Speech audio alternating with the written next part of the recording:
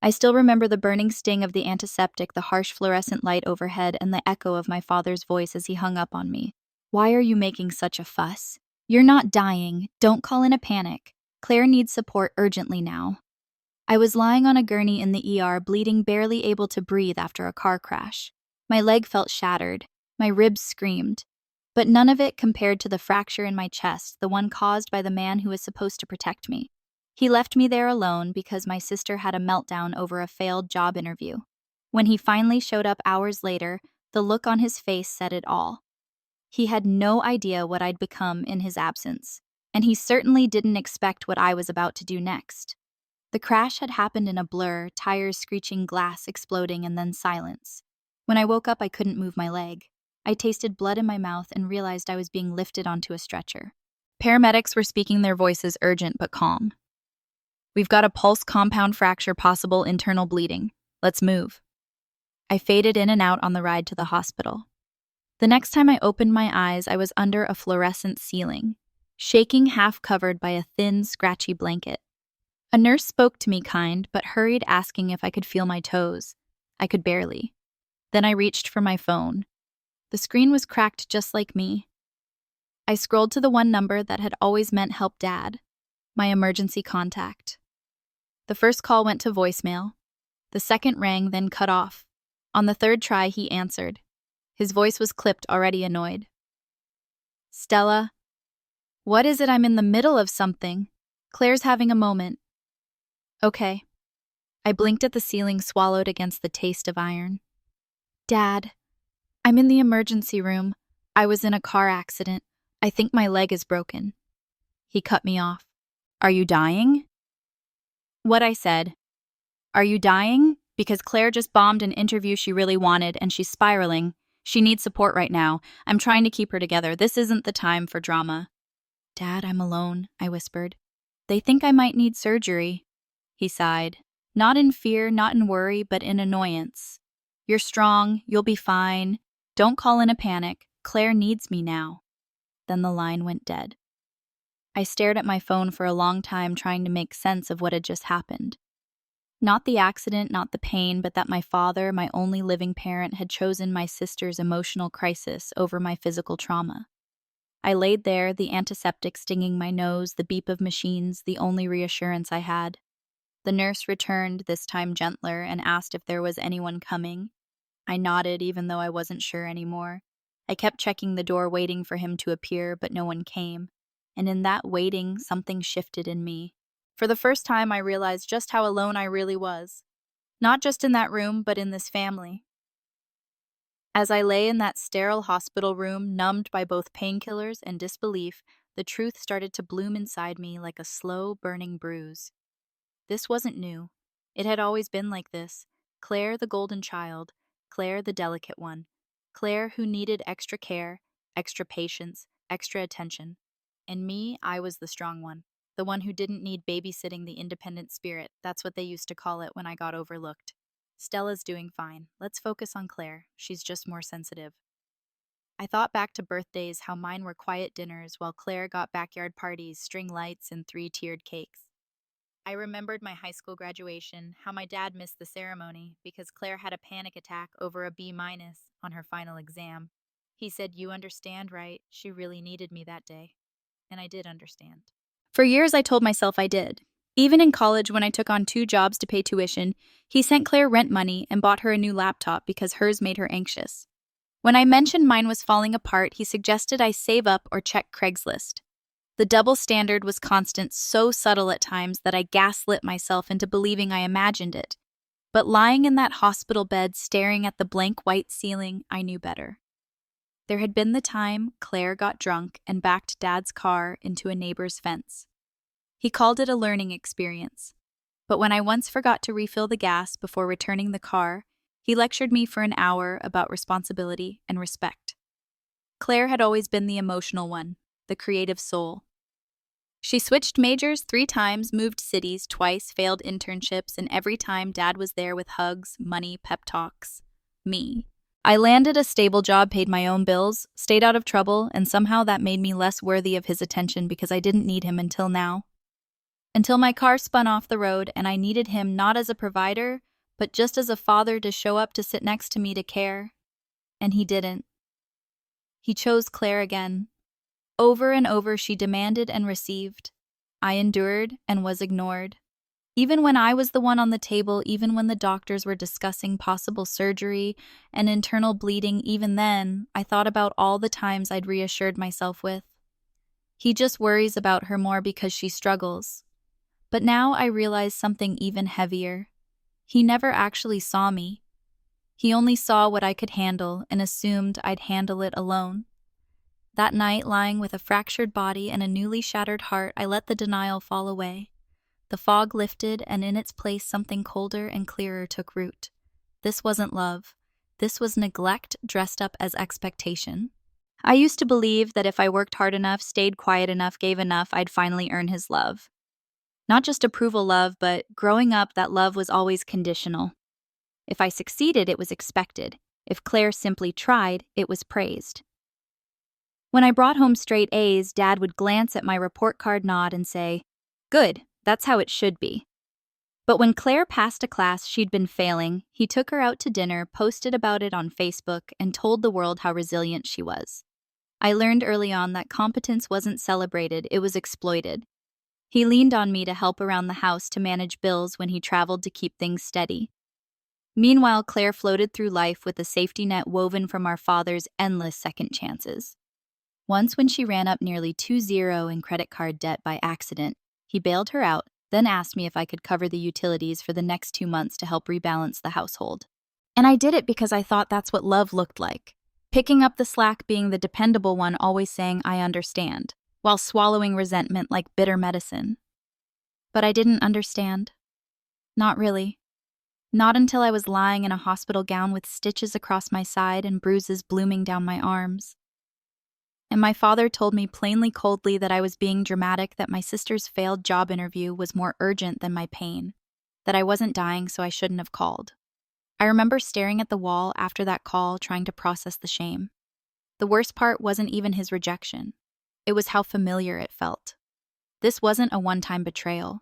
It was the culmination of years of being invisible unless I was useful. Years of playing the role of the strong daughter, the self-sufficient one, the easy kid. That role had become my prison. I had taught them how to treat me, not by speaking, but by enduring, by never asking for more, by always stepping aside for Claire even when I was bleeding. Even now, it struck me then that if I didn't change the script, no one would. That maybe the most radical thing I could do was stop trying. Stop performing strength for a man who only valued me when I needed nothing.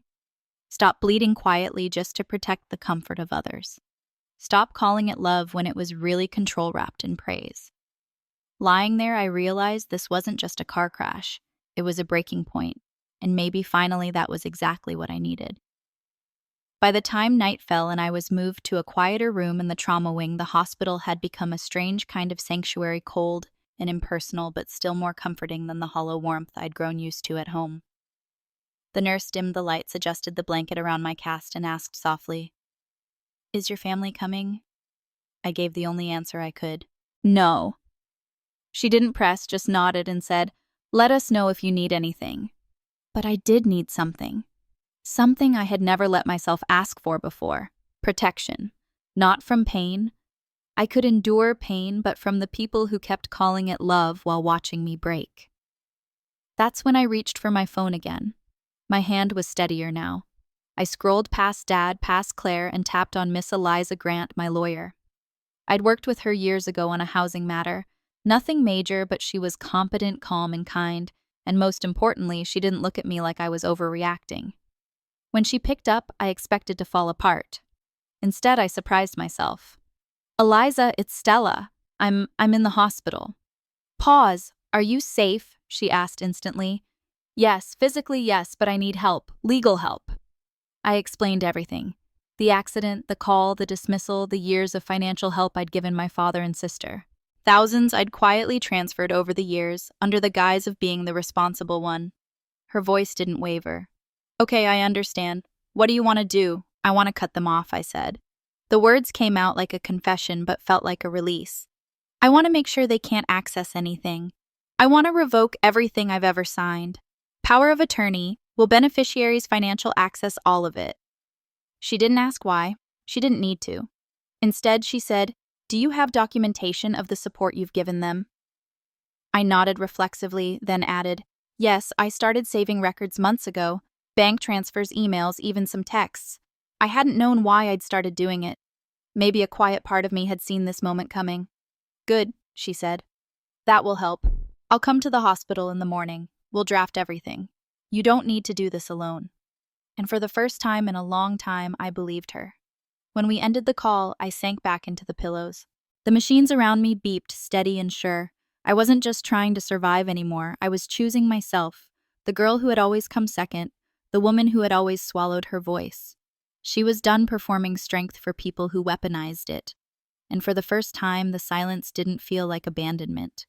It felt like space. Space to breathe. Space to begin again. Eliza arrived the next morning just as the sun began slipping through the narrow blinds. She was dressed in a sharp navy suit, hair pulled back, briefcase in hand, a quiet force of clarity amid the hospital's haze of beeping machines and antiseptic air. "Morning, Stella," she said with a small, firm smile. "Let's get to work." She pulled a chair up beside the bed and opened her laptop while I unlocked my phone and handed over a flash drive I had tucked into my overnight bag. It held months of quiet preparation folders labeled with bank statements, screenshots, PayPal transfers, emails, texts. I hadn't even realized how much I'd kept, but now that it was all laid out in one place, it was overwhelming. Transfer after transfer. 300 here, 600 there, $1,000 check with the memo line, Claire's therapy COA, rent, groceries, repairs, bailouts. Most of the money hadn't even been requested politely. It had come as expectations, demands wrapped in guilt. "Claire's struggling again. Can you help? I don't want her moving back in with me. Can you spot her car payment this month just until she gets on her feet?" Except Claire had never found her footing, and I had never stopped paying. Eliza's fingers moved quickly across her keyboard as she compiled totals, organized messages, and matched requests to transfers. When she turned the screen toward me, the number at the bottom made my stomach twist. Almost 6 figures gone over 5 years. It could have been a down payment on a home, my student loans wiped clean, a business started, a safety net built. Instead, it was the trail of quiet self-eraser I had left behind to keep the peace. Eliza looked up. "This isn't just generosity. This is a pattern of financial dependence. And from the emotional content of these messages, it borders on coercion." I swallowed. "Do I look foolish?" "No," she said plainly. "You look like someone who's been conditioned to believe love is earned through sacrifice." That sentence cracked something in me because that's exactly what it was. Every time I paid, every time I gave in, I wasn't just avoiding conflict. I was chasing connection, hoping that maybe this time he'd say thank you, that maybe this time Claire would appreciate me, maybe this time I'd be seen. Instead, they only learned that I'd never say no, until now. Eliza guided me through the next steps, revoking the general power of attorney I'd given my dad just in case years ago, removing both him and Claire as beneficiaries from my will and updating all access to my bank accounts. "I'll handle notification," she said. "It'll get messy, but we'll keep it clean." I nodded. "I also recommend setting up a trust just for you," she added. "You're not just cutting them off. You're reclaiming your autonomy legally and emotionally." As I signed the documents she prepared, I felt an ache that had nothing to do with my fractured body. It was grief, sharp and real. Grief for the version of me who had kept trying. The daughter who thought maybe next time he'd show up. The sister who thought maybe if she gave enough, Claire would change. But as the final signature dried, that grief made space for something new. Resolve, because now I wasn't waiting for permission. I wasn't begging for love. I was drawing the line not out of spite, but out of survival. The hospital room had settled into a strange kind of stillness by late afternoon. The IV drip hummed quietly beside me. My leg throbbed beneath layers of gauze and plaster, but the pain had dulled, eclipsed by the pounding in my chest as I waited. They were coming. The hospital had finally reached my father when I listed him as next of kin during intake. I hadn't expected him to arrive right away, but Eliza, ever prepared, stayed by my side just in case. I guess they'll come when they think they can make a scene, she said, calm as ever. They're not used to being shut out. She was right. At 4:47 p.m., the door opened. My father entered first, looking as though he'd rushed or at least wanted to look like he had. His tie was loose, his face set in what might have passed as concern to anyone who didn't know him. Claire trailed behind, oversized sunglasses perched on her head, her expression teetering between annoyance and wounded pride, and then their eyes landed on Eliza. Immediately, the warmth vanished. "Who is this?" Dad demanded, pointing at her with the subtlety of a freight train. Eliza stood smoothly. "Good evening. I'm Eliza Grant, Stella's attorney." Claire's lips curled. "An attorney? Oh, come on." I sat up, a little pain shooting through my side. "Sit down if you want to talk or walk out. Your choice." Dad's jaw flexed. "Is this about earlier, Stella? You can't seriously be mad." "You're not. You weren't dying. Claire was in a really bad place." "Over a job interview?" I asked. My voice was flat, cold. "You left me bleeding in the ER because Claire got rejected by LinkedIn." Claire gasped. "I was having a panic attack." "You were disappointed," I snapped. "I was in surgery prep alone." My dad raised his voice. "You're being dramatic again. You always turn everything into a crisis." That line again. It hit like a slap. "Eliza," I said, still staring at them. "Would you mind playing the message?" She nodded, took out her phone, tapped twice, the room filled with the harsh buzz of a speaker. "Why are you making such a fuss? You're not dying. Don't call in a panic. Claire needs support urgently now." Claire's voice came through next, faint but clear. "You're so self-centered, Stella. Can't you see I'm spiraling?" Then the call cut off. Silence. Utter damning silence. My father looked stunned. Claire turned pale. "Did you record us?" he growled. "Yes. After you hung up on me. Something told me I might need proof when you started spinning the story." My father's face flushed red. "This is insane. You've lost your mind." "No," I said, steady now. "I finally found it." Eliza stepped forward, papers in hand. "As of today, Stella has formally revoked all financial access and responsibilities toward either of you. This includes power of attorney, shared accounts, and any future legal or medical authorizations. You are no longer entitled to anything connected to her name or resources." Dad snatched the paper from her hand. "You can't do this." "She can," Eliza said coolly. "And she has." Claire lunged forward. "But I need help. I'm looking for jobs. I can't go back to Mom's." "That's not my problem anymore," I said, voice like steel. "You've had years of lifelines. I was the one bleeding this time, and you still made it about you." "Your family," Dad shouted. "No," I said, "your blood. That's not the same thing." He stared at me, eyes wild. "After everything I did for you. You raised me to be responsible so I could fund your irresponsibility. That's not parenting. That's dependency." They didn't argue after that. They just stared, stunned, sputtering, defeated.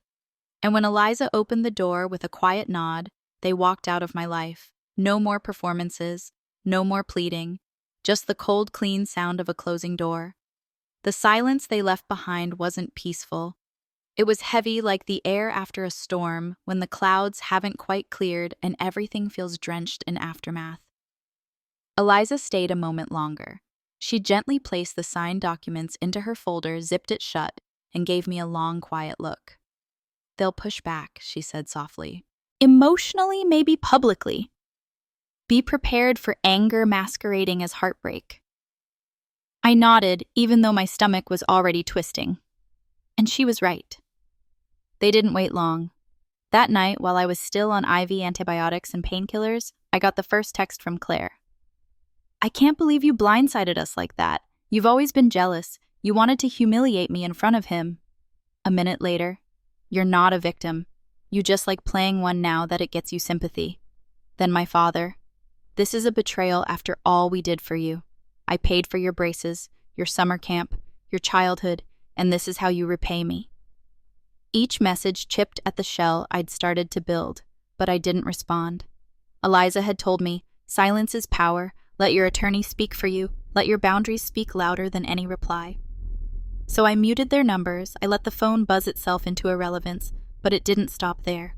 2 days after being discharged, hobbling at home on crutches, I opened Facebook and saw it. A vague post from my father. Sometimes the ones you love most hurt you the deepest, especially when they forget where they came from. Dozens of pitying comments followed. Aunt Lorraine posted a comment dripping with passive aggression. "We raised our kids better than that. Loyalty is everything." I didn't respond. But what stunned me wasn't their smear campaign. It was who stayed silent and who didn't. My cousin Jules, who I hadn't seen since a family barbecue 3 years ago, sent me a private message. "Hey, I just want you to know I believe you. I saw how they treated you. Claire was always the storm, and you were expected to be the umbrella." That wasn't fair.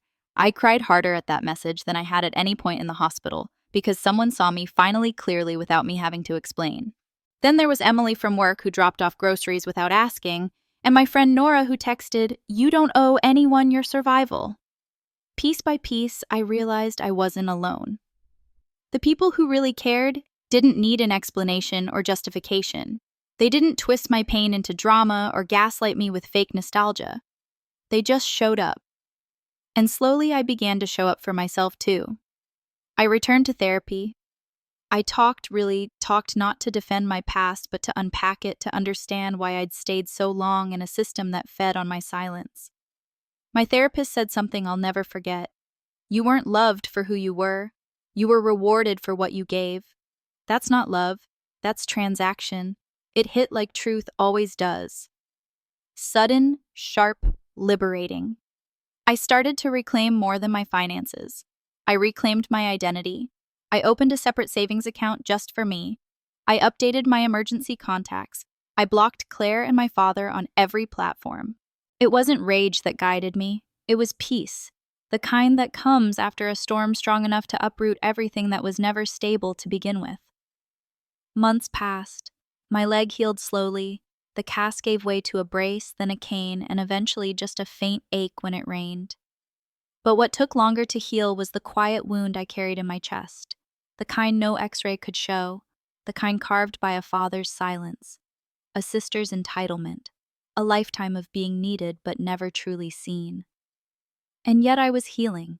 Each small act of self-respect stitched me back together. I went for walks alone and didn't feel hollow. I cooked dinner for myself and didn't feel the need to share it with someone just to feel useful. I laughed not because someone else needed me to stay strong, but because I felt light enough too. Claire and my father never apologized, not once, but they stopped trying to reach me after Eliza formally served them the last round of legal notices. Their absence, once terrifying, became a gift. I filled that silence with people who showed up without being asked, friends who brought over soup without needing thanks, a colleague who helped me with my work transition, even my neighbor, Mrs. Lively, who knocked once a week with flowers from her garden. It was in those simple gestures I found a truth that no family courtroom or argument could teach. Family isn't who shares your last name. It's who shows up when the lights go out. It's who believes your pain without proof. It's who never makes you apologize for needing them. So to anyone out there still waiting for a parent to see you, still trying to prove your worth through sacrifice, hear this. You don't have to bleed to earn love. You are already enough, and the day you stop begging is the day you finally begin to heal.